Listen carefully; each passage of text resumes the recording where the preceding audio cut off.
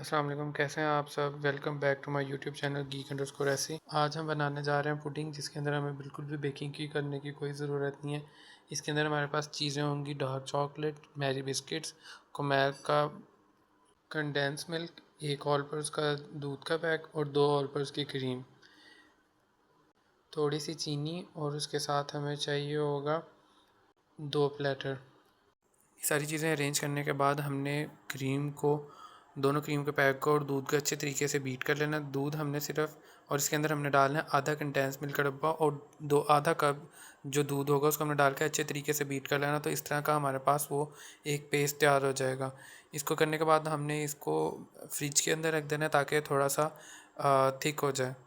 उसके बाद फिर हमने चॉकलेट को लेना है और उसको छुरी से, जिस तरह हम लोग स्क्रैच नहीं करते इस तरह हम करेंगे ताकि उसके छोटे छोटे क्यूब्स बन जाए।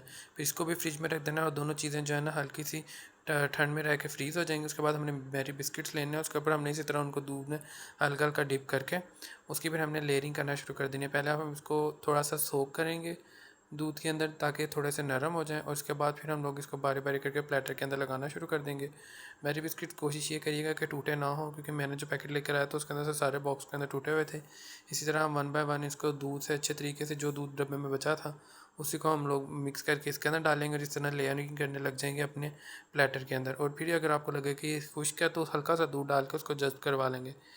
ये एक लेयर लगाने के बाद फिर हम लोग इसके साथ साथ दूसरा प्लेटर भी तैयार करते रहेंगे। जैसे हमारी नीचे वाली लेयर कंप्लीट हो जाएगी उसके बाद हमने इसके ऊपर जो हमने पेस्ट बनाया होगा क्रीम का, कंडेंस मिल्क का और हल्के से दूध का, वो डाल के इसको अच्छे तरीके से ऊपर फैला देना है ताकि बिल्कुल जो है इसके ऊपर कवर हो जाए। जितने भी बिस्किट्स हैं अच्छे तरीके से इसके अंदर डिप हो जाएं।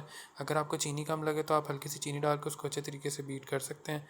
इसी तरह दोनों प्लेटर्स जो हैं आपने उसको, अगर आप चाहें तो एक बड़ा प्लेटर बना लें जो मीडियम साइज़ का होता है, नहीं तो छोटे 2 प्लेटर्स ईज़िली इतनी सी क्वांटिटी के अंदर बन जाते हैं। इसको अच्छे तरीके से रख के यहाँ पे बिस्किट्स को अंदर डिप कर लेना है। उसके बाद उसके ऊपर चॉकलेट्स डाल के हल्की सी, और फिर उसके बाद फिर दोबारा बिस्किट की लेयर लगानी है और ऊपर फिर दोबारा से ही ये वाला जो पेस्ट हमने बनाया हुआ है अपना क्रीम का और कंडेंस मिल्क का, इसके ऊपर डाल के फिर हम चॉकलेट की एक लेयर लगाएंगे। इस तरह हम मल्टीपल लेयर्स लगा के 3 लेयर्स कम से कम बनती हैं, जो कि छोटे प्लेटर्स के अंदर इतनी सी क्वांटिटी की चीज़ों से हम लोग डाल देते हैं। ये करने के बाद इसको अच्छी तरीके से आप ऊपर करेंगे ताकि बिस्किट दोबारा से सारे इसके अंदर चुप जाएँ। सारे बिस्किट्स को इसके अंदर अच्छे तरीके से मिक्स करने के बाद आप इसको ऊपर फैलाएंगे। उसके बाद जब ये सारा इवन हो जाएगा आपने तो इसके ऊपर आपने फिर दोबारा से जो अपनी चॉकलेट पड़ी हुई कि उसकी अच्छी तरह से लेयर लगा देनी है। इसको लेयरिंग करने के बाद ये इसी तरह अगर आप एक प्लेटर बनाएंगे तो उसके अंदर 8-9 लेयर्स बन जाएंगी। लेकिन अगर आप लोग 2 प्लेटर बनाएंगे तो 3-3 करके 2 प्लेटर आपके छोटे वाले बन जाएंगे। इसी तरह आपने इसको बिल्कुल इवन कर लेना ताकि हर जगह के ऊपर ये बराबर आ जाए।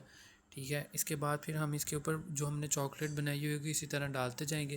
पहले नीचे बिस्किट्स, ऊपर फिर कंडेंस मिल्क और क्रीम, उसके ऊपर फिर दोबारा से चॉकलेट की लेयर। इसी तरह हम लोग मल्टीपल लेयर्स लगा के इसको ऊपर करेंगे। उसके बाद से हम इसके ऊपर जो चॉकलेट बची हुई होगी वो अच्छे तरीके से इसके ऊपर डाल देंगे ताकि चॉकलेट जो है वो ज़्यादा सारी इसके ऊपर आ जाए। ये आप देख सकते हैं कि सारा जो है मैंने इवन करने के बाद इसके ऊपर चॉकलेट जो है वो हाथ से ही, इसको फिर ये होता है कि अगर आप जब चॉकलेट इसको इस तरह बारीक बारीक कर लेते हैं फिर मेल्ट होने लग जाती है। अगर आप इसको एक चक ये डालने के बाद आप इसको थोड़ी देर के लिए फिर फ्रीजर में रख दें तो वो दोबारा से जो है ना वो जम जाती है और फिर आसानी से उठा के इस तरह ऊपर डाली जाती है। इसके बाद ये फाइनल लेयर है। इस तरह आप इसको तैयार करने के बाद इसको थोड़ी देर के लिए फ्रिज में रख दें, आधे घंटे के लिए ऊपर वाले फ्रीज़र में। जैसे ही थोड़ा सा तैयार होगा उसके बाद बिल्कुल खाने के लिए तैयार है। ना ही आपको बेकिंग करने की कोई ज़रूरत पड़ी, ना ही इतनी ज़्यादा मेहनत, और आपका मीठा घर में ईद के लिए बिल्कुल तैयार है। भले आप इसको दावत में अफ्तारी के लिए इस्तेमाल करें या जब भी खाएं, अपना इसको खाइए और बताइएगा मुझे किस तरह का बना। और प्लीज़ मेरे यूट्यूब चैनल को ज़रूर सब्सक्राइब करिएगा। Thank you. मैंने अभी नई नई वीडियो बनाना शुरू की है, इस वजह से वीडियो और साउंड की क्वालिटी इतनी बेस्ट नहीं है।